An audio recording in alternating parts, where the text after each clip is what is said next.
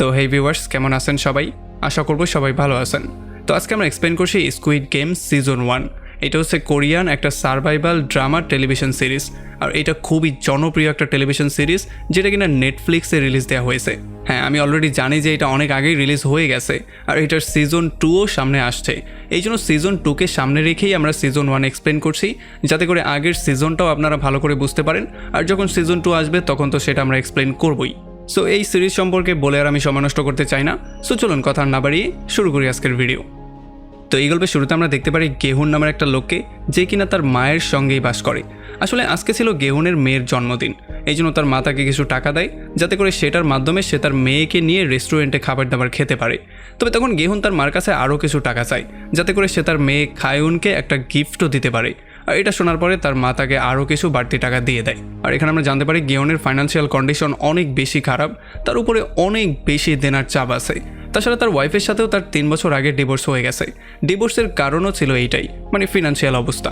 আমরা জানতে পারি গেহুনের মা রাস্তায় সবজি বিক্রি করে কোনো রকমে এই সংসারটাকে টেনে নিচ্ছে। আর যখন গেহুনের মা তাকে টাকা দিয়ে এখান থেকে বেরিয়ে চলে যায়, তখন গেহুন লুকিয়ে তার এটিএম কার্ডটাকে চুরি করে ফেলে। এরপর যখন সে বাইরে গিয়ে এটিএম থেকে টাকা তোলার ট্রাই করে, তখন সে দেখতে পারে যে এই পিনটা কোনোভাবেই কাজ করছে না, মানে তার মা পিনটা চেঞ্জ করে দিয়েছে। এই জন্য সে ব্লাইন্ডলি তার মেয়ের বার্থডেটা যখনই ট্রাই করে, তখন এটা তার জন্য লাকি একটা নাম্বার বের হয়, আর এই নাম্বারটার মাধ্যমে সে টাকাগুলো উইথড্র করতে পারে। এখন এই টাকাগুলো নিয়ে শুরুতেই সে চলে যায় গ্যাম্বলিং করার জন্য, মানে জুয়া খেলার জন্য। এখানে প্রথমে তো সে অনেক বেশি হারের সম্মুখীন হয়, মানে তার টাকাগুলো অলমোস্ট শেষের দিকে চলে গিয়েছিল। তবে এরপর সে 4.5 মিলিয়ন ইয়ান উইন করে ফেলে। আর এগুলো পাওয়ার পরে গিহন এত বেশি হ্যাপি হয়ে যায় যে সে এখানে রিসেপশনিস্টকে 10,000 ইয়ান গিফট দিয়ে সেখান থেকে সোজা বেরিয়ে চলে আসে। তবে বাইরে বের হওয়ার সঙ্গে সঙ্গে সে কিছু গুন্ডাকে দেখতে পারে যারা কিনা তার থেকে টাকা কালেক্ট করার জন্য এসেছিল। আর তাদেরকে দেখার পরেই গিহন সেখান থেকে দৌড়ে পালানো শুরু করে। তবে রাস্তায় সে একটা মেয়ের সাথে ধাক্কা খেয়ে যায়। তবে এরপরেই সে গিয়ে বাথরুমে লুকিয়ে পড়ে। আর এই মেয়েটাকে একটু ভালো করে লক্ষ্য রাখবেন, কারণ এই মেয়েটাই সামনে একটা ইম্পর্টেন্ট রোল প্লে করতে যাচ্ছে। এখন যখন গিহনকে সেই গুন্ডারা এসে ধরে ফেলে আর তাকে ধোলাই করে তার থেকে টাকাগুলো নেওয়ার ট্রাই করছিল, তখনই গিহন দেখতে পারে যে তার টাকাগুলো চুরি হয়ে গেছে। আর তখন সেই ব্যাপারটা বুঝতে পারে যে বাইরে যেই মেয়েটার সাথে সে ধাক্কা খেয়েছে, হয়তোবা সেই মেয়েটাই তার টাকাগুলো চুরি করে নিয়ে গেছে।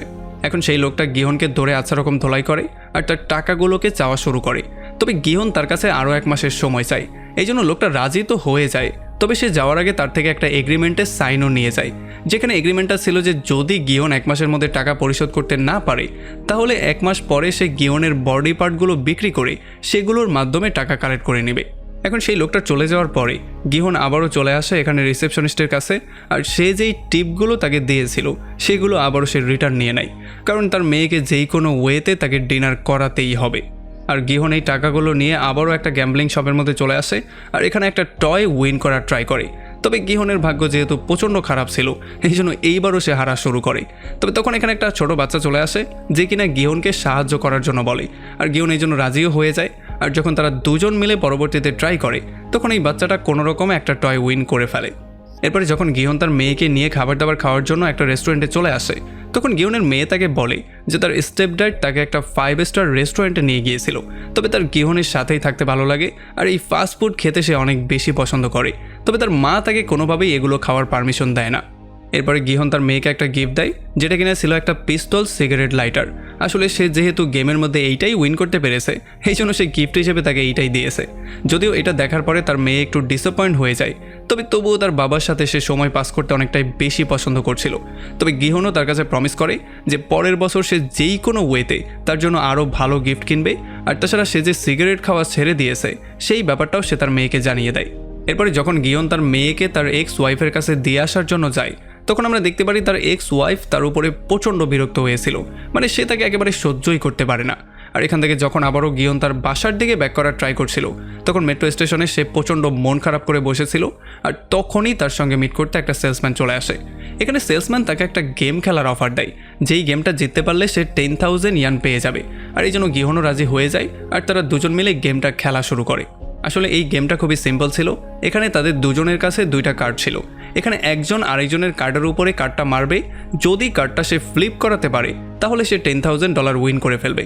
আর যদি সে কার্ডটাকে ফ্লিপ করাতে না পারে তাহলে সে পরে আবারও ট্রাই করবে। তবে এই পেনাল্টি হিসেবে তাকে একটা স্ল্যাপ দেওয়া হবে, মানে একটা চট দেওয়া হবে। প্রথমে তো গেহুন অনেকবার করে ট্রাই করে কিন্তু বারবার করেই ফেল করে, আর এই চরগুলো তার কাছে খুব বেশি একটা কিছু মনে হচ্ছিল না। তবে যখন সে অনেক বেশিবার হেরে যায় আর বারবার করে তার একই গালে চর মারা হচ্ছিল, তখন এগুলো তাকে হার্ট করা শুরু করে। তবে আরও কিছুক্ষণ ট্রাই করার পরে ফাইনালি গেহুন এই গেমটা উইন করে ফেলে, আর শর্ত মতো সেই সেলসম্যান তাকে 10,000 ইয়ান দিয়ে দেয়। আর এই গেমটা গেহুন আরও কিছুক্ষণ কন্টিনিউ করে ফাইনালি 1 লাখ ইয়ান উইন করে ফেলে।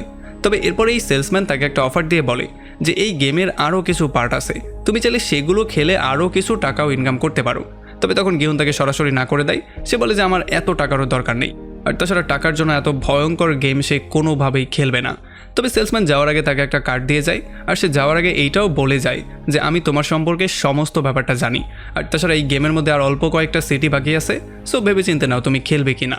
তো এরপরে যখন গেহুন সেখান থেকে বাসার দিকে ব্যাক করছিল, তখন তার দেখা হয়ে যায় একটা মহিলার সাথে। আসলে এই মহিলা হচ্ছে গিয়ে তার মায়ের ফ্রেন্ড। তাছাড়া তার যেই ছেলে আছে যার নাম সাংহু, সেও ছিল গেহুনের ছোটবেলার বন্ধু, আর তারা দুজন একই সঙ্গে পড়ালেখা করত। আর যখন এই মহিলা গেহুনকে দেখতে পারে, তখন সে তার ছেলে সম্পর্কে তাকে বলা শুরু করে। সে বলে যে তার ছেলে সাংহু বিদেশে ট্রিপে গিয়েছে, তাছাড়া সে তার লাইফে সফলও হয়েছে, সে অনেক ভালো একটা চাকরি করছে, ভালো টাকা ইনকাম করছে, তার লাইফটা পুরো সেট হয়ে গেছে। আর এগুলো শোনার পরে গেহুনও তাকে বলে যে হ্যাঁ আমি জানি আপনার ছেলে খুবই ভালো একজন স্টুডেন্ট ছিল, তাছাড়া সে খুবই স্মার্টও ছিল, সো সে যেগুলো করতে পেরেছে এটা শুনতে পেরে আমি অনেক খুশিও হয়েছি। আর এখান থেকে যখন গেহুন আবারও বাসার দিকে ব্যাক করছিল, তখন সে রাস্তায় একটা বিড়ালকে মাছ খাওয়ার জন্য দেয়। আর এতে করে আমরা বুঝতে পারি যে গেহুনের মনটা কতটা নরম, মানে সে সবাইকে কত বেশি ভালোবাসে। আর এখান থেকে যখন সে বাসায় ব্যাক করে, তখন সে তার মাকে খরচ করার জন্য কিছু টাকা পয়সা দেয়। আর তখনই তার মা তাকে জানায় যে তার মেয়ের যে স্টেপড্যাড আছে তার প্রমোশন হয়ে গেছে, আর এখন সে ইউএসএ ফ্যামিলি নিয়ে শিফট হতে যাচ্ছে। এই জন্য তার মা তাকে বলে যে তোমার মেয়েকে তোমার যেই কোনো ওয়েতে নিয়ে নেওয়া উচিত, কারণ যদি সে একবার তোমার থেকে দূরে চলে যায় তাহলে আর কখনোই তুমি তোমার মেয়েকে কাছে পাবে না। এখন এগুলো শোনার পরে গেহুনও একটু বেশি টেনশনের মধ্যে পড়ে যায়, কারণ সে চাইলেও এখন কিছু করতে পারবে না, কারণ তার মেয়ের কাস্টোডি নেওয়ার জন্য তার অনেক বেশি টাকার দরকার, মানে তাকে ফাইন্যান্সিয়ালি ইন্ডিপেন্ডেন্ট হতে হবে। তাছাড়া যদি একবার তার মেয়ে বিদেশে চলে যায় তাহলে আস্তে আস্তে করে সে তাকে ভুলেও যাবে। এই জন্য রাতের বেলায় প্রচণ্ড টেনশন করে সে সেই সেলসম্যানের কার্ডটাকে দেখে, আর অনেক চিন্তার পরে ফাইনালি সেই নাম্বারটায় সে কলও দিয়ে দেয়। আর তখন অন্য পাশ থেকে কলটা রিসিভ করে তাকে বলা হয় যে যদি তুমি এই গেমের মধ্যে উইন করতে চাও তাহলে তোমার নাম আর তুমি কোন স্টেটে থাকো সেই অ্যাড্রেসটা আমাকে দাও। আর পরের সিনে আমরা দেখতে পারি গেহুন একটা রাস্তায় দাঁড়িয়েছিল, আর তার সামনে একটা গাড়ি এসে থামে। এখানে ড্রাইভার তাকে পাসওয়ার্ড জিজ্ঞেস করে, আর গেহুন এই পাসওয়ার্ডটা তাকে দিয়েও দেয়, যেই পাসওয়ার্ডটা কেনা ছিল রেড লাইট গ্রিন লাইট। এরপরে গাড়ির মধ্যে ওঠার পরেই গেহুন অন্য কিছু লোকজনকেও পেয়ে যায়, যারা কিনা এখানে সবাই বেহুশ অবস্থায় ছিল, কারণ এখানে বেহুশ হওয়ার একটা গ্যাস দেওয়া হয়েছিল। এই জন্য একটু পরে গেহুনও এখানে বেহুশ হয়ে যায়। আর আমরা দেখতে পারি যে যেহেতু ড্রাইভার মাস্ক পরেছিল এই জন্য তার তেমন কোনো কিছু হয় না। এরপরে যখন গেহুন জ্ঞান ফিরে পায়, তখন সে দেখতে পারে সে একটা বিশাল বড় হলের মধ্যে আছে, আর তাছাড়া এখানে অনেক অনেক মানুষ ছিল, আর তাদের ড্রেসগুলোকেও চেঞ্জ করে দেওয়া হয়েছে। এখানে যখন গেহুন একটু নিচে নামে, তখন সে এখানে একটা ওল্ড ম্যানকে দেখতে পারে, যে কিনা এখানে সবাইকে এক এক করে কাউন্ট করছিল। তখন গেহুন তাকে বলে যে এখানে কতজন লোক আছে সেটা বোর্ডে দেয়া আছে, যেটা কিনা 456। আর সে যখন এই বিদ্যুৎ নাম্বারের দিকে তাকায়, তখন সে দেখতে পারে বিদ্যুৎ নাম্বার হচ্ছে 001। আর যখন সে নিজের নাম্বারটা চেক করে, তখন সে দেখতে পারে তার নাম্বার হচ্ছে 456, মানে সেই হচ্ছে গিয়ে সবচেয়ে লাস্ট পার্টিসিপেন্ট। এখন এই বৃদ্ধ লোকটা গেহুনকে বলে যে আমি জানি এখানে কয়জন মানুষ আছে, তবে তারপরও আমি এই জন্য কাউন্ট করছি কারণ আমার ডাক্তার আমাকে এমনটা করতে বলেছে যাতে করে আমার ডিমেনশিয়া না হয়ে যায়। তবে তখন গেহুন তাকে পরামর্শ দিয়ে বলে যে এত বৃদ্ধ বয়সে তোমার এই গেমের মধ্যে জয়েন না করে তোমার নিজের ফ্যামিলির সাথে সময়টা পাস করার কথা ছিল। তবে তখন এই বৃদ্ধ তাকে অ্যান্সার দিয়ে বলে যে আমি চাইলেও এমনটা করতে পারবো না, কারণ সবার ফ্যামিলি তো আর একরকম হয় না, সবার ফ্যামিলিতে তো আর হ্যাপিনেস থাকে না। তাছাড়া এই বৃদ্ধর ব্রেইন টিউমারও আছে, যেটা কিনা আস্তে আস্তে করে গ্রো করছে, এই জন্য যেই কোনো সময়ই তার মৃত্যু হতে পারে। এদিকে আমরা দেখতে পারি একটা প্লেয়ার যার নাম্বার ছিল 101, সে 067 নামের একটা মেয়েকে বিরক্ত করছিল। সে তাকে জিজ্ঞেস করছিল যে একটা সময় তুমি আমার জন্য কাজ করতে, তাহলে এখন তুমি এখানে কি করছো? তখন 067 তাকে অ্যান্সার দিয়ে বলে যে আমি আমার লাইফে ফ্রিডম চেয়েছিলাম, এই জন্য এখন আর আমি কারো জন্যই কাজ করতে চাই না, এই জন্যই আমি এখানে চলে এসেছি। তবে প্লেয়ার 101 তার উপরে প্রচণ্ড রাগ করে আর তাকে আচ্ছা রকম করে ধোলাই করা শুরু করে। তবে তখনই এখানে গেহুন এসে সেই মেয়েটাকে চিনে ফেলে। সে বুঝতে পারে যে এইটাই হচ্ছে গিয়ে সেই মেয়ে যে কিনা তার টাকাগুলোকে চুরি করেছিল। এই জন্য গেহুন দৌড়ে গিয়ে সেই মেয়েটার কাছে তার টাকাগুলো চাওয়া শুরু করে। তবে 101 তার সঙ্গেও তর্ক করা শুরু করে। তবে তখনই মেইন গেটটা ওপেন হয়ে যায়, এই জন্য সবাই সেই দিকে দেখা শুরু করে। আমরা দেখতে পারি মেইন গেট দিয়ে কিছু বডিগার্ডের মতো মানুষ মধ্যে চলে আসে, যারা কিনা সবাই মাস্ক পরেছিল। এখানে একটা লোক তাদের সবাইকে প্রথমে ওয়েলকাম করে। এরপর সে সবাইকে গেম সম্পর্কে বলে। সে বলে যে এখানে সবাইকে নানান রকমের গেম খেলতে দেয়া হবে আর এই গেমগুলোতে উইন করলেই তোমাদেরকে টাকা দেয়া হবে। তবে এখানে একটা প্লেয়ার কোয়েশ্চেন করে যে তোমরা টাকাগুলো কেন দিচ্ছ, আর তখনই স্ক্রিনের মধ্যে কিছু ভিডিও প্লে হয়ে যায়। এখানে যেই লোকগুলো ছিল তাদেরই বিভিন্ন ভিডিও ছিল এগুলো, যারা সবাই কিনা সেই সেলসম্যানের সাথে নানান রকম করে সেই গেমটা খেলছিল। এরপরে এই মার্কসম্যান তাদের সবার সামনে এসে তাদেরকে বলে যে তারা আসলে কারা এবং তাদের সবার উপরে কত টাকার ঋণ আছে, যেটা শোনার পরে এখানে সবাই পুরোপুরি শকড হয়ে যায়। আসলে এখানে যতগুলো মানুষ ছিল তাদের মাথার উপরে ঋণের বোঝা ছিল, তারা সবাই কিছু না কিছু টাকার ঋণের মধ্যে ছিল। এরপর এই মাস্ক পরা লোকটা তাদের সবাইকে এই গেমে উইন করার প্রাইজ মানিটা দেখায়, যেটা কিনা ছিল একটা বিশাল বড় কন্টেইনার। এটার মধ্যে কতগুলো টাকা যাবে সেইটা প্রথম গেমের পরে বলা হবে, আর পরবর্তীতে আমরা এমনিতেও এটা সম্পর্কে আরও ক্লিয়ারলি একটা আইডিয়া পাবো। এরপরে এই মার্কসম্যান তাদের সবাইকে বলে যে কাউকে গেম খেলতে একেবারেই বাধ্য করানো হবে না, তোমাদের সবাইকে গেম খেলতে হলে একটা এগ্রিমেন্ট সিগনেচার করতে হবে। এই জন্য তারা সবাই সেই এগ্রিমেন্টটাকে সিগনেচার করে, যেখানে কিনা শুধুমাত্র 3টা কথাই লেখা ছিল। প্রথমত, কেউ চাইলেও গেমটাকে ছেড়ে যেতে পারবে না। দ্বিতীয়ত, যদি কেউ গেমটা হেরে যায় বা খেলতে না চায় তাহলে সে এলিমিনেট হয়ে যাবে। আর 3 নম্বর হচ্ছে মেজরিটি যেইটা বলবে সেইটাকেই প্রায়োরিটি দেওয়া হবে। মানে বিভিন্ন টপিক নিয়ে বিভিন্ন সময় এখানের প্লেয়াররা ভোট করবে, আর যারাই ভোটে উইন করবে তাদের কথাকেই বেশি প্রায়োরিটি দেওয়া হবে। এরপরে এক এক করে তাদের সবার পিকচার ক্লিক করা হয়, আর এরপরে শুরু হয়ে যায় প্রথম গেমটা। আমরা দেখতে পারি তাদেরকে পাজেলের মতো একটা ঘরের মাঝখান দিয়ে একটা খেলার মাঠে নিয়ে আসা হয়। তবে এই খেলার মাঠে আসার সঙ্গে সঙ্গেই গেহুন এখানে সাংহুকে পেয়ে যায়। তাকে দেখার পরে সে পুরোপুরি শক্ট হয়ে যায়, আর সে তাকে জিজ্ঞেস করে যে সে এখানে আসলে করছেটা কি, কারণ তার মা তো তাকে বলেছিল সে ফরেন ট্রিপে গেছে, তার লাইফটা পুরো সেট হয়ে আছে, তাহলে সে এখানে কি করছে। তবে তার কথার খুব একটা অ্যান্সার সাংহু দিতে চায় না। আর অন্যদিকে আমরা একটা কন্ট্রোল রুম দেখতে পারি, যেই কন্ট্রোল রুম থেকে সমস্ত প্লেয়ারদের উপরে নজরদারি করা হচ্ছিল। সমস্ত প্লেয়ারদের পিকচার একটা কিউব আকারে রাখা হয়েছিল, আর এখানে ব্ল্যাক মাস্ক পরা একটা লোক ছিল যে কিনা সমস্ত ব্যাপারগুলোকে কন্ট্রোল করছিল। এরপরে এই মার্কসম্যান একটা ঘরের মধ্যে আসে, যেখানে টেলিফোনে একটা কল আসে, আর সে গিয়ে যখনই কলটা রিসিভ করে তখন সে কাউকে বলে দেয় প্রথম গেমটা শুরু হয়ে গেছে। এরপর সে একটা বিশাল বড় টেলিভিশনের সামনে বসে এই গেমটাকে এনজয় করা শুরু করে। আর তখন এদিকে গ্রাউন্ডের মধ্যে বিশাল বড় একটা পুতুল ছিল, আর এই গেমটা একটা খুবই সিম্পল রুলের উপরে বানানো হয়েছিল।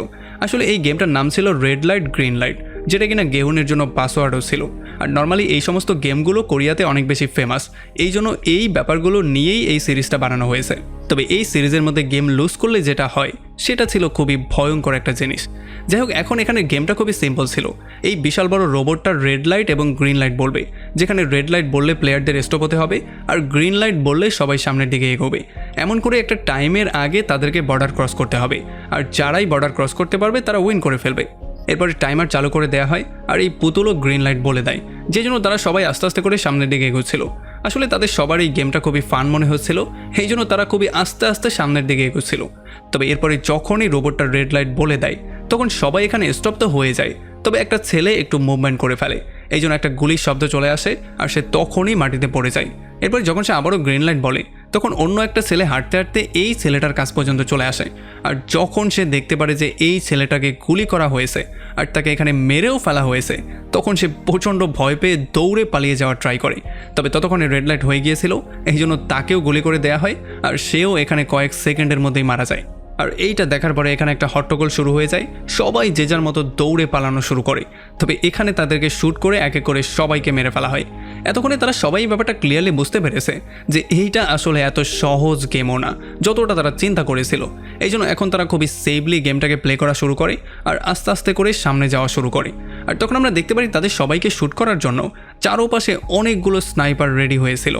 একটা জায়গায় ব্যালেন্স হারিয়ে গেহুনও মাটিতে পড়ে যাওয়া শুরু করে, তবে অন্য একটা প্লেয়ার এসে তখনই তাকে সেভ করে। এরপরে তারা দুজনেই আস্তে আস্তে করে টাইমার শেষ হওয়ার আগেই বর্ডার ক্রস করে ফেলে। তবে যখনই টাইমার শেষ হয়ে যায় তখন যারা এখনও বর্ডার ক্রস করতে পারেনি তাদের সবাইকে শ্যুট করে সেখানে মেরে ফেলা হয়। এরপরে যখন এখান থেকে তারা সবাই তাদের যার যার সেলের মধ্যে ব্যাক করে তখন তারা সবাই প্রচণ্ড ভয়ের মধ্যে ছিল, কারণ এই গেম আর তারা কোনোভাবেই কন্টিনিউ করতে চাচ্ছিল না। তারা এই ব্যাপারটা ভালো করেই জেনে গিয়েছে যে যেই কোনো সময় তাদেরকেও মরতে হবে, এই জন্য তারা সবাই গেমটা কুইট করার জন্য প্ল্যানিং করা শুরু করে। তবে তখনই এখানে মার্কসম্যান চলে আসে, আর সে তাদের সবাইকে এটা ক্লিয়ার করে জানিয়ে দেয় যে তারা এমন করে চাইলেও গেম কুইট করতে পারবে না। তবে এখানে সবাই মার্কসম্যানকে রিকোয়েস্ট করা শুরু করে, তার সামনে কান্নাকাটি করা শুরু করে। আর এটা শোনার পরে গেহুন তার ব্রেনটা ইউজ করে আর সে এখানে মার্কসম্যানকে বলে যে এখানে একটা কন্ডিশন এমনও ছিল যে মেজরিটি যেইটা বলবে সেইটাই সিদ্ধান্ত নেওয়া হবে। সো যদি মেজরিটি গেম ছাড়ার কথা বলে তাহলে গেমটা আমরা চাইলে ছাড়তেই পারি, সো তুমি ভোটিংয়ের ব্যবস্থা করো। তবে তখন মার্কসম্যান বলে আচ্ছা ঠিক আছে, আগে তোমরা প্রাইজ মানিটা দেখে নাও, এরপর তোমরা সিদ্ধান্ত নিবে যে তোমরা গেমটা ছাড়বে কি না। এরপরে সেই কন্টেনারটাকে নিচে নামানো হয় আর তখন তারা পুরোপুরি শকড হয়ে যায়। তারা দেখতে পারে এটার মধ্যে 25 বিলিয়ন ইয়ান ছিল, মানে এখানে যতগুলো মেম্বার আছে তারা সবাই 100 মিলিয়ন ইয়ান করে পেত। আর এরপরে মার্কসম্যান তাদের সবাইকে বলে যে যদি এখন তোমরা গেম কুইট করে চলে যাও তাহলে এই পুরো অ্যামাউন্টটা যারা মরে গিয়েছে তাদের ফ্যামিলির মধ্যে ডিভাইড করে দেয়া হবে। আর যদি তোমরা গেমটা কন্টিনিউ করো তাহলে যেই লোকটা ফাইনালি উইনার হবে, মানে যে শেষ পর্যন্ত টিকে থাকবে, তাকে 45 বিলিয়ন ইয়ান দেয়া হবে।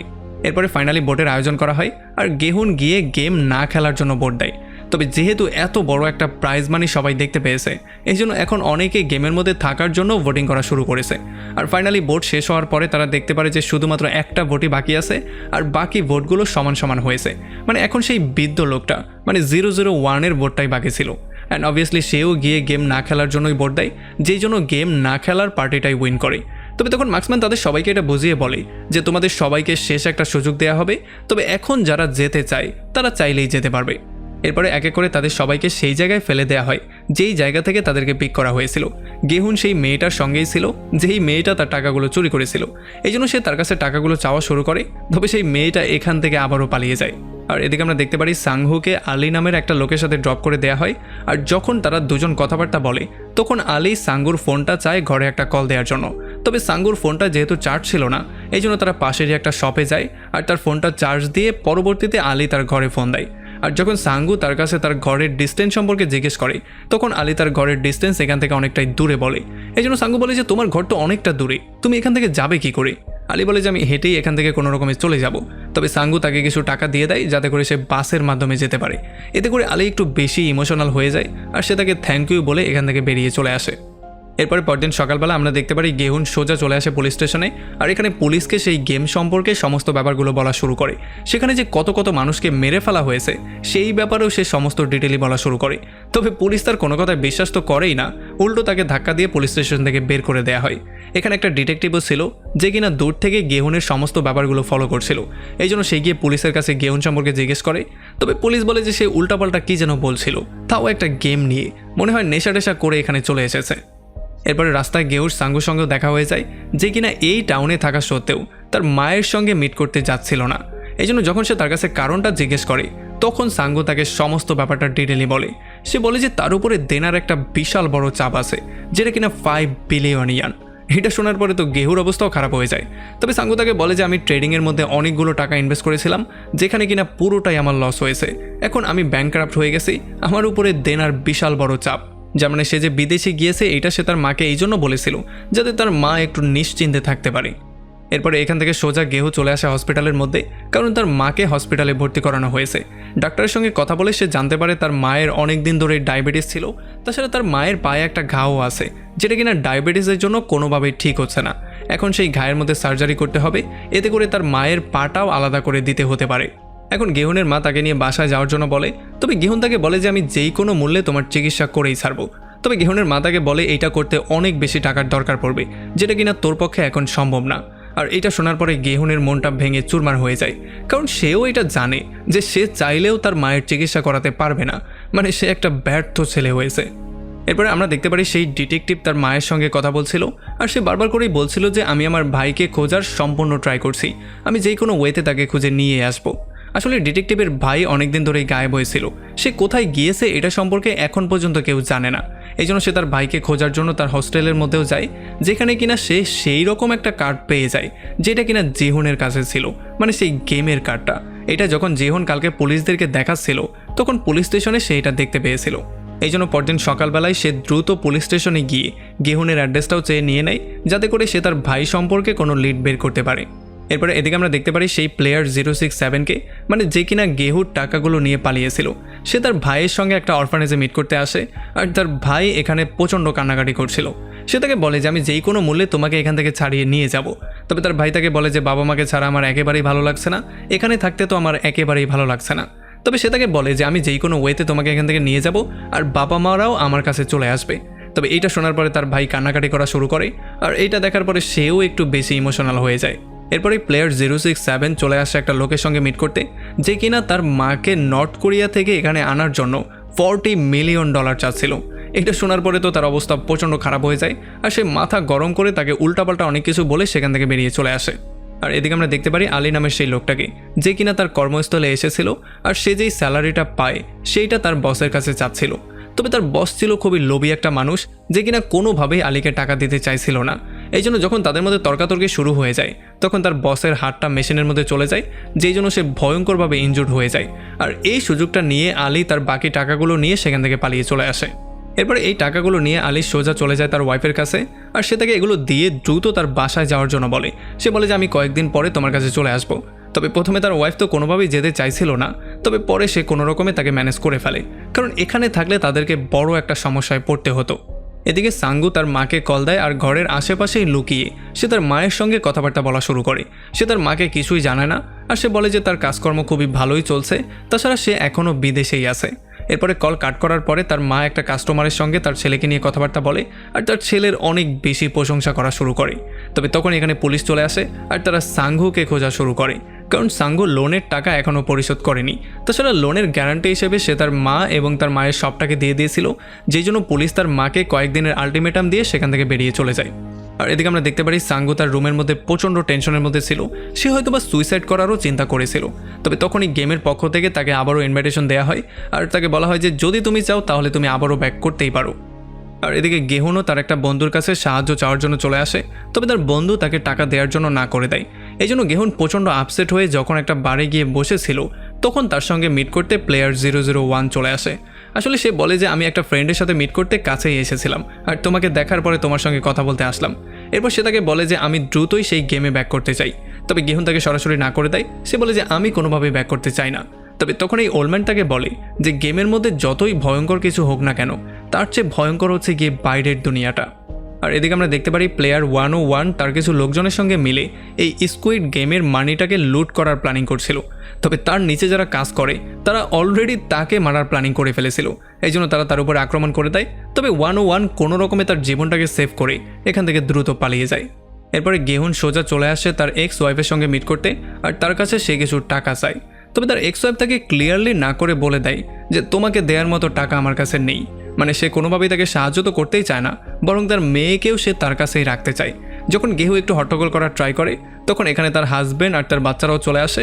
এরপরে ফাইনালি তাকে বাধ্য হয়ে বাইরেই আসতে হয়। তবে বাইরে তার এক্স ওয়াইফের হাজব্যান্ড এসে তাকে কিছু টাকা অফার করে, আর সে একটা শর্ত দিয়ে বলে যে এই টাকাগুলোর বদলে তুমি আর কোনোদিনও তোমার মেয়ের সঙ্গে মিট করতে পারবে না। তবে এইটা শোনার পরে গেহুনের মাথা অনেক বেশি গরম হয়ে যায়, এই জন্য সে প্রচণ্ড রাগ করে সেখান থেকে বেরিয়ে চলে যায়, আর টাকাগুলোও সে নেয় না। মানে আমরা বুঝতে পারি সে তার মেয়েকে আসলেই অনেক বেশি ভালোবাসে, আর সে টাকা কামাতেও চায় তার মেয়ের জন্যই। আর এরপরে যখন গেহুন তার বাসার দিকে যাচ্ছিল, তখন রাস্তায় তার ডিটেকটিভের সঙ্গে দেখা হয়ে যায়, আর ডিটেকটিভ তাকে সেই গেমটা সম্পর্কে জিজ্ঞেস করে। তবে সে তাকে কিছু না বলার সিদ্ধান্ত নেয়, আর সে বলে যে আমি নেশার মধ্যে গিয়ে সেগুলো বলেছিলাম, আমি গেম টেম সম্পর্কে কিছুই জানি না। তবে যখন ডিটেকটিভ তাকে তার ভাইয়ের কথা বলে, তখনও গেহুন কিছু না বলারই সিদ্ধান্ত নেয়, সে কিছু না বলে তার বাসায় চলে যায়। তবে যখনই সে তার বাসায় ঢোকার ট্রাই করে, তখনই দরজায় সে সেই গেমের আবারও ইনভিটেশন পেয়ে যায়, আর তাকে বলা হয় যে যদি তুমি আবারও গেমে জয়েন করতে চাও তাহলে মেনশন জায়গার মধ্যে চলে আসো। আর পরের সিনে আমরা দেখতে পারি গেহু, সানহু, প্লেয়ার 067 এবং 101 সহ আরও কিছু প্লেয়ার গেমে রিটার্ন করার জন্য রেডি হয়ে যায়, আর গার্ডও এসে তাদের সবাইকে পিক করে নিয়ে যায়। তবে ডিটেকটিভও গেহুকে ফলো করে ফাইনালি সেই গাড়ি পর্যন্ত চলে আসে, আর এখন সে সেই গাড়িটাকে ফলো করা শুরু করে। আর গাড়ির মধ্যে আমরা দেখতে পারি প্লেয়ার 067 তার ফেসটাকে পুরোপুরি কাভার করে কোনো রকমে বেহুশ হওয়া থেকে নিজেকে বাঁচিয়ে ফেলে। এরপরে আমরা দেখতে পারি তাদের সবাইকে স্কুইড গেমের সেই প্লেসে নিয়ে আসা হয়, যেটা কিনা আসলে ছিল একটা আইল্যান্ড। ডিটেকটিভও তাদেরকে ফলো করে সেই পর্যন্ত চলে আসে, আর সে স্কুইড গেমের একটা গার্ডকে মেরে তার সমস্ত কাপড়চোপড় নিজে পরে ফেলে, আর তার নিজের কাপড়চোপড় সেই গার্ডকে পরিয়ে তার আইডি তার পকেটের মধ্যে ঢুকিয়ে তাকে সোজা নদীর মধ্যে ফেলে দেয়। এরপরে মধ্যে নিয়ে প্রত্যেকটা প্লেয়ারের ড্রেস চেঞ্জ করা হচ্ছিল, আর এখানে আমরা একটা ব্যাপার নোটিস করতে পারি যে প্রত্যেকটা প্লেয়ারের কানের কাছে একটা জিনিস দেয়া ছিল, যেটার মধ্যে তার সমস্ত ডিটেল ছিল, আর এইটাকে স্ক্যান করেই সমস্ত ব্যাপারগুলো বের করা সম্ভব ছিল। আর প্রত্যেকটা গার্ডের মাস্কের মধ্যেও এগুলো দেয়া ছিল, চাইলে গার্ডের মাস্ক স্ক্যান করেও সেই সমস্ত ডিটেলগুলো বের করা যেত। আর যখন এখানে কাপড় চোপড় চেঞ্জ করা হচ্ছিল, তখন প্লেয়ার 067 যে কিনা আসলে বেহুশ অবস্থায় ছিল না, সে তার ড্রেসের মধ্যে একটা ছুরি লুকিয়ে মধ্যে নিয়ে আসে। এরপরে যখন সবাই জ্ঞান ফিরে পায় তখন সবাই একে অন্যের সাথে মিট করা শুরু করে আর তারা নিজেদের মধ্যে টিম আপ করা শুরু করে। গেহুন গিয়ে সেই ওল্ডম্যানের সঙ্গে মিট করে আর সে তাকে ক্লিয়ার করে এটা বলে দেয় যে শুধুমাত্র আপনার বলার জন্যই আমি এখানে আবারও ব্যাক করেছি। এখানে তাদের সঙ্গে আলি আর সাঙ্গুও ছিল আর এই জন্য তারা সবাই মিলে একটা টিম বানিয়ে ফেলে। আর এদিকে আমরা দেখতে পারি সেই ব্ল্যাক মার্কসম্যান, যাকে ফ্রন্টম্যানও বলা হতো, সে তার লোকজনকে অর্ডার দিয়ে বলে দেয় যে এখন পর্যন্ত যারা এই গেমের মধ্যে রিটার্ন করেনি তাদের উপরেও একটু নজরদারি করা হোক। এর একটু পরে যখন তাদের সবাইকে খাবার দাবার দেয়া হয় তখন আমরা দেখতে পারি গেহুন, সাংহু, আলি এবং সেই বৃদ্ধ লোকটা বসে এখানে খাবার দাবার উপভোগ করছিল আর গল্পগুজব করছিল। তবে তখন এই বৃদ্ধ লোকটা তাদের সবাইকে বলে যে এখানে যতগুলো গেম দেয়া হয়েছে প্রত্যেকটা গেমই আমি ছোটোবেলায় খেলেছি। আর তখন গেহুনও তার সঙ্গে এগ্রি করে আর সে কয়েকটা গেমের নামও বলে। তবে তখন আলি তাকে বলে যে এই গেম সম্পর্কে আমার তেমন কোনো আইডিয়াই নেই। তবে তখন গেহুন বলে যে সমস্যা নেই, আমি তোমাকে শিখিয়ে দেব। এরপরে রাতের বেলায় যখন একটা মেয়ে প্লেয়ার ওয়াশরুমে যাওয়ার জন্য বায়না ধরে তখন প্রথমে তো গার্ডটাকে না করে দেয়, তবে পরে গার্ডটাকে পারমিশন দিয়ে দেয় আর তার সঙ্গে প্লেয়ার 067ও চলে আসে। এখন এই মেয়েটা ওয়াশরুমে গিয়ে সিগারেট খাওয়া শুরু করে আর 067ও তার সঙ্গে চলে আসে। এরপরে তারা দুজন এসি ডগের মধ্য দিয়ে সামনে এসে এইটা দেখার ট্রাই করে যে সামনের রুমগুলোতে কি হচ্ছে। তারা দেখতে পারে যে এখানে অনেকগুলো সুগারকে মেল করা হচ্ছিল। এটা দেখার পরে তারা তেমন কিছুই বুঝতে পারে না, এই জন্য তারা আবারও ব্যাক করে। আর এদিকে ডিটেকটিভও সোজা তার রুমে চলে আসে, তবে তাকে দেখার পরে একটা মার্কসম্যানের তার উপরে সন্দেহ হয়ে যায়। এখানে ডিটেকটিভ একটা ক্যামেরাও দেখতে পারে, যার মানে সে বুঝতে পারে গার্ডদের উপরেও নজরদারি করা হচ্ছে। তবে রাতের বেলায় ডিটেকটিভ তার ফোনের মধ্যে সমস্ত ব্যাপারগুলো নোট করে ফেলে, যেই সমস্ত ব্যাপারগুলো সে এখানে দেখেছে। এরপরে পরদিন সকালবেলা তাদের সবাইকে আবারও খাবার দাবার দেওয়া হয় আর দ্বিতীয় গেমটার জন্য অ্যানাউন্স করে দেওয়া হয়। যখন সবাই চিন্তা করছিল যে পরের গেমটা কি হতে পারে তখনই আমরা একটা প্লেয়ারকে দেখতে পারি যাকে কিনা তার মিলের মধ্যে একটা পেপার দেওয়া হয়েছিল, মানে একটা নোট দেওয়া হয়েছিল। তো এরপরে দ্বিতীয় গেম শুরু করে দেওয়া হয় আর তাদের সবাইকে একটা করে দরজা চুজ করতে বলা হয়। এই দরজার উপরে আলাদা আলাদা করে শেপ দেওয়া ছিল, যেমন আমব্রেলা, সার্কেল, ট্রায়াঙ্গেল এবং স্টার। আসলে সাঙ্গু প্লেয়ার 07কে অলরেডি জিজ্ঞেস করেছিল যে সে সেখানে কি দেখতে পেয়েছে, আর যখন সে সুগারগুলো মেল করার খবর পেয়েছিল তখন সেই গেমটাকেও গেস করে ফেলেছিল। তবে যখন গেউন তাকে জিজ্ঞেস করে যে আসলে এই গেমটা কি হতে পারে এবং কিভাবে এটাকে খেলতে হতে পারে তখন সাঙ্গু তাকে সরাসরি না করে দেয়। সে বলে যে আমি তেমন কিছুই জানি না। আর সে তাকে এইটাও বলে দেয় যে যেহেতু আমরা জানি না গেমটা কেমন হতে পারে এই জন্য আমাদের আলাদা আলাদা থাকাটাই উত্তম হবে। এরপরে দ্বিতীয় গেমের জন্য সমস্ত ইনস্ট্রুমেন্ট নিয়ে আসা হয় আর যে যেটা চুজ করেছিল তাকে সেই শেপের একটা বক্স দেওয়া হয়। আর যখনই তারা বক্সটা খুলে তখন তারা দেখতে পারে এটার মধ্যে বিশাল বড় একটা ক্যান্ডি ছিল আর মাঝখানে একটা শেপ দেওয়া ছিল। তখন আমরা গেমের ব্যাপারটা জানতে পারি। আমরা জানতে পারি যে তাদেরকে এই মাঝখানের শেপটা বের করতে হবে উইদাউট শেপটাকে ব্রেক করে। যদি কেউ ব্রেক করে ফেলে তাহলে সে এলিমিনেট হয়ে যাবে, আর এলিমিনেট মানেই হচ্ছে মৃত্যু। তো এরপরে গেমটা শুরু হয়ে যায় আর যাদের কাছে ট্রায়াঙ্গেল শেপ ছিল তারা খুব সহজেই গেমটাকে উইন করে ফেলে। তবে যাদের কাছে আমব্রেলা বা সার্কেলের মতো টাফ শেপ ছিল তারা একটু ভুল করে ফেলে আর ভুলের জন্যই তাদেরকে মরতে হয়, মানে তাদেরকে এলিমিনেট করে দেওয়া হয়। আমরা দেখতে পারি গেহুন এই গেমটা নিয়ে প্রচণ্ড টেনশনের মধ্যে ছিল, কারণ তাকে আমব্রেলা শেপ দেওয়া হয়েছিল। সে বুঝতেই পারছিল না সেই গেমটা কী করে উইন করবে। আর এদিকে আমরা দেখতে পারি অন্য একটা প্লেয়ার গেমের মধ্যে চিটিং করে একটা লাইটারের সাহায্যে তার শেপটাকে বের করে ফেলে আর সে সেই লাইটারটা প্লেয়ার 101কেও দিয়ে দেয়, যে কিনা সেটার সাহায্যে তার শেপটাকেও বের করে ফেলে। আর এদিকে একে তো গেহুনের অবস্থা প্রচণ্ড খারাপ ছিল, দ্বিতীয়ত যখন সে আশেপাশের মানুষজনকে মরতে দেখতে পাচ্ছিল তখন সে অনেক বেশি ঘাবড়ে গিয়েছিল। তবে তখনই তার মাথায় একটা আইডিয়া চলে আসে, এই জন্য সে তার ক্যান্ডিটাকে লিক করে করে তার শেপটাকে ফাইনালি বের করে ফেলে। আর তার এই আইডিয়াটা দেখার পরে বাকি কন্টেস্টেন্টরাও এই কাজটা করা শুরু করে, তারা সবাই লিক করে তাদের যার যার শেপ বের করে ফেলে। এরপরে খুব শীঘ্রই টাইমারটা শেষ হয়ে যায়, এই জন্য যারা এখনও গেমটা কমপ্লিট করতে পারেনি তাদের সবাইকে শ্যুট করে মেরে ফেলা হয়।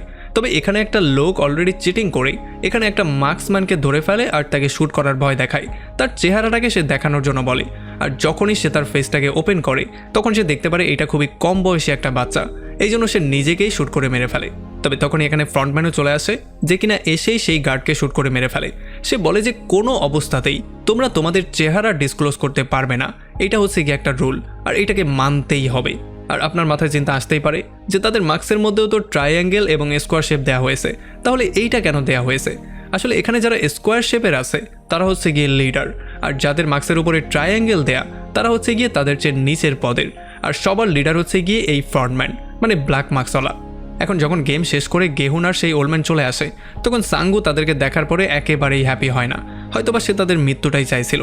তবে যেহেতু এখন অনেকেরই মৃত্যু হয়ে গেছে এই জন্য তাদের ভাগের টাকাটা প্রাইজ মানির মধ্যে জয়েন করিয়ে দেওয়া হয়, আর এখানে টাকার পরিমাণ আরও বেশি বেড়ে যায়। তো এরপরে আমরা দেখতে পারি তাদের সবাইকে খাবার দেওয়া হয়, তবে প্লেয়ার 101 এবং তার আরও 4টা সঙ্গী এক প্যাকেট করে বাড়তি খাবার নিয়ে নেয়। এই জন্য লাস্টে যেই 5 জন বাকি ছিল তারা আর খাবার পায় না। এই জন্য তারা গিয়ে প্লেয়ার 101-এর সঙ্গে ফাইট করা শুরু করে। একজন তো তার সঙ্গে মারামারিও করার ট্রাই করে, আর প্লেয়ার 101 তাকে পেটানো শুরু করে, আর তাকে পেটাতে পেটাতে সে তাকে মেরেই ফেলে। কেউ তাকে তো থামাতে যায় না, বরং এই মার্কসম্যানরাও তাকে থামাতে যায় না। আর এটা দেখার পরে এখানে সমস্ত প্লেয়াররা ভয় পেয়ে যায়। এই জন্য তারা টিম আপ করা শুরু করে, কারণ তারা এটা ক্লিয়ারলি বুঝে গিয়েছে যে হয়তোবা দুর্বল প্লেয়ারদেরকে সবল প্লেয়াররা মেরেও ফেলতে পারে। আর তখন এদিকে আমরা একটা প্লেয়ারকে সেই মার্কসম্যানদের সাথে দেখতে পারি যে কিনা আসলে ছিল একজন ডক্টর। এই জন্য এখন সে কিছু লাশের থেকে বিভিন্ন জিনিসপত্র বের করছিল। আর তখন আমরা জানতে পারি যে আসলে এই প্লেয়ারকে এই মার্কসম্যানরা গেমের ইনফরমেশন আগেই দিয়ে দিয়েছিল, মানে গেমটা কেমন হতে পারে, গেমের কী কী নিয়ম হতে পারে সেই সমস্ত ইনফরমেশন তাকে আগেই দেওয়া হয়েছিল। এই জন্য যখন সে তার কাজটা এখানে শেষ করে ফেলে তখন এই মার্কসম্যান তাকে একটা ডিম দেয়, মানে পরবর্তী গেমের হিন্ট তাকে দিয়ে দেয়। এরপরে যখন এই ডক্টর আবারও হলের মধ্যে যায় তখন সে তার নিজের জন্য টিম খোঁজা শুরু করে, আর সে প্লেয়ার 101-এর সঙ্গে গিয়ে মিট করে তার টিমের মধ্যেই জয়েন করে ফেলে। আর সে 101-কে পরবর্তী গেম সম্পর্কেও হিন্ট দিয়ে দেয়। এরপরে পরবর্তী গেমটা শুরু করে দেওয়া হয়, আর মাস্ক পরা সমস্ত গার্ডগুলো এখানে পাহারা দেওয়ার জন্য চলে আসে। আর আমরা দেখতে পারি ফ্রন্টম্যান, মানে সেই ব্ল্যাক মাস্কওয়ালা লোকটা কন্ট্রোল রুমে বসে সমস্ত ব্যাপারগুলো সেখান থেকে ফলো করছিল। আসলে গেমের নিয়ম ছিল এইটা যে প্রত্যেকটা প্লেয়ারের সঙ্গে ফাইট করতে হবে, আর যে যাকে যেভাবে পারবে মেরে ফেলবে। আর প্লেয়ার 101 ছিল সেই ব্যক্তি যে কিনা বেশি বেশি করে প্লেয়ারদের মারছিল। এগুলো দেখার পরে গেহুন দ্রুত সেই বৃদ্ধর কাছে যায় আর তাকে একটা সেফ প্লেসে নিয়ে সে রেখে আসে। আর এদিকে প্লেয়ার 101 গিয়ে প্লেয়ার 067-এর উপরে আক্রমণ করে দেয়। আর যখন সে তাকে মারতেই যাচ্ছিল তখন ফাইনালি গেহুন গিয়ে তাকে সেভ করে ফেলে। আর আমরা দেখতে পারি ওল্ডম্যান একটা উঁচু জায়গায় দাঁড়িয়ে এই সমস্ত ব্যাপারগুলো থামানোর জন্য ভিক্ষা চাওয়া শুরু করে। আর তখন ফ্রন্টম্যান এই সমস্ত ব্যাপারগুলো থামিয়েও দেয়। যখনই গার্ডরা গেমটাকে স্টপ করার অর্ডার পেয়ে যায় তখন তারা দৌড়ে হলের মধ্যে এসে সমস্ত মারামারি থামিয়ে দেয়। আর যেহেতু এতক্ষণে অনেকেরই মৃত্যু হয়ে গেছে এই জন্য তাদের যেই অ্যামাউন্টগুলো ছিল সেগুলোকেও প্রাইজ মানির সঙ্গে যোগ করা হয়, আর বাকি যেই ডেড বডিগুলো ছিল সেগুলোকে উইথ রেসপেক্ট জ্বালিয়ে দেওয়া হয়। এরপরে যখন তারা সবাই বসে রেস্ট করছিল আর গল্পগুজব করছিল তখন গেহুনের টিমের সবাই এক এক করে তাদের নাম বলা শুরু করে, তবে ওল্ডম্যান কোনোভাবেই তার নামটাকেই মনে করতে পারছিল না। আর প্লেয়ার 067 তার নামটা বলতে সরাসরি নাই করে দেয়। আর তখন এদিকে আমরা প্লেয়ার 101-এর টিমকেও দেখতে পারি যারা কিনা পাশেই বসে গল্পগুজব করছিল। তবে তখন প্লেয়ার 212 এবং প্লেয়ার 101 চলে আসে ওয়াশরুমে, আর তারা দুজন ইন্টিমেট হওয়া শুরু করে। আর এখানে প্লেয়ার 212 প্লেয়ার 101-কে প্রমিস করায় যাতে করে তারা একে অন্যকে ধোকা না দেয় আর এই গেমটাকে শেষ পর্যন্ত কন্টিনিউ করে। গেমের প্রাইজ মানি উইন করার পরে তারা দুজন সংসার করারও সিদ্ধান্ত নেয়। আর আমরা দেখতে পারি প্লেয়ার 101 তাকে প্রমিস করে বলে যে সে তাকে ধোকা দিবে না আর সে তার জন্য যেই কোনো কিছু করতে পারে। আর এখানে আমরা তাদের দুজনের নামও জানতে পারি, যেখানে প্লেয়ার 101-এর নাম ছিল ডাকসু আর প্লেয়ার 212-এর নাম ছিল হামিন। এখানে হানমিন ডাকসুকে বলে যে আমার মনে হচ্ছে তুমি আর ডাক্তার মিলে কিছু একটা লোক আছো, তবে ডাকসু তাকে সরাসরি না করে দেয় আর সে বলে যে আমি শেষ পর্যন্ত তোমার সঙ্গেই আছি। আর এদিকে রাতের বেলায় ডিটেকটিভ আবারও সেই ব্যাপারগুলো নোট করা শুরু করে যেগুলো আজকে সে পেয়েছে। এরপরে সকালবেলা যখন গেহুন গিয়ে সেই বৃদ্ধর সঙ্গে মিট করে তখন বৃদ্ধ বলে যে আমি সারা রাত তো ঘুমাতেই পারিনি, আমি জেগে জেগে শুধু এইটাই দেখছিলাম যাতে আমাদের উপরে কেউ আক্রমণ করতে চলে না আসে। এরপরে পরবর্তী গেমের জন্য অ্যানাউন্স করে দেওয়া হয় আর তাদের সবাইকে অন্য একটা হলের মধ্যে একজোট করা হয়। এখানে এই গেমের জন্য 10 জনের একটা টিম বানানোর দরকার ছিল। এই জন্য সাঙ্গু আলী আর গেহুকে বলে যে এখানে যারা স্ট্রং আছে তাদেরকে আমাদের টিমে জয়েন করাও, কারণ আমাদের এই টিমটাই দরকার।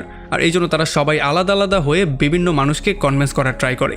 এদিকে হানমিন যখন ডাকসুর টিমে যাওয়ার ট্রাই করে তখন ডাকসু তাকে নেওয়ার জন্য সরাসরি না করে দেয়, কারণ সে ছিল খুবই দুর্বল একটা মেয়ে। এই জন্য সে গিয়ে সোজা গেহুর টিমের মধ্যে জয়েন করে ফেলে। যদিও সাংহুও তাকে টিমের মধ্যে নিতে রাজি হচ্ছিল না, তবে গেহু তাকে কোনো রকমে নিয়ে নেয়। এখন টিম কমপ্লিট করার পরে সাঙ্গু দেখতে পারে যে এখানে যতগুলো টিম হয়েছে তাদের মধ্যে সবচেয়ে দুর্বল টিম হচ্ছে গিয়ে তারটা, কারণ তার টিমের মধ্যে একটা বৃদ্ধ ছিল, 3টা মেয়ে ছিল। এই জন্য কোনোভাবেই সে বুঝতে পারছিল না যে সে কী করবে। সে একটু বেশি টেনশনের মধ্যেই পড়ে যায়, কারণ এখানে যারা হেরে যায় তাদেরকে তো আর শুধু হার মানতেই হয় না, তাদেরকে মরতেও হয়। এরপরে পরবর্তী গেম শুরু করে দেওয়া হয় আর তাদের সবাইকে একটা ব্রিজের উপরে নিয়ে আসা হয়, যেই ব্রিজের মাঝখান দিয়ে ফাঁকা ছিল। আসলে এই গেমটার নাম ছিল টাগ অফ ওয়ার, মানে এখানে একটা রশিকে তারা যে যার দিকে টানবে, যারা টেনে রশিটাকে তাদের দিকে নিয়ে যেতে পারবে তারাই হবে উইনার, আর যারা হেরে যাবে তারা এই ব্রিজ দিয়ে সোজা নিচে পড়েই মারা যাবে। এরপরে প্রথমেই গেমের পালা আসে ডাকসুর টিম আর অন্য একটা টিমের। এখানে ডাকসুর টিম উইন করে ফেলে আর অন্য টিমটা নিচে পড়েই মারা যায়।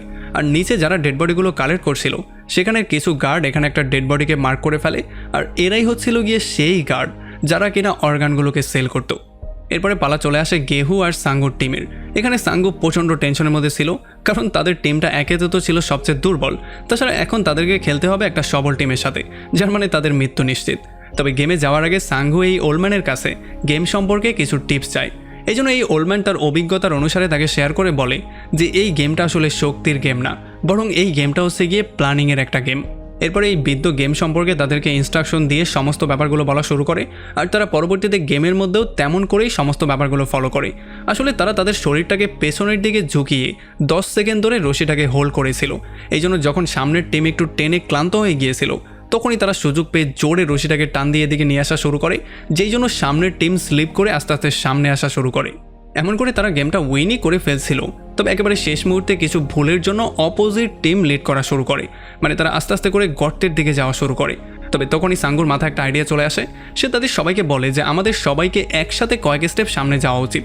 তবে এইটা শোনার পরে তারা সবাই প্রচণ্ড ভয় পেয়ে যায়, কারণ সামনে ছিল বিশাল বড় একটা গর্ত, যেখানে পড়লেই মৃত্যু। তবে গেহু তার বুদ্ধির উপরে ভরসা রাখার সিদ্ধান্ত নেয়, এই জন্য তারা সবাই মিলে কয়েক স্টেপ সামনে চলে আসে।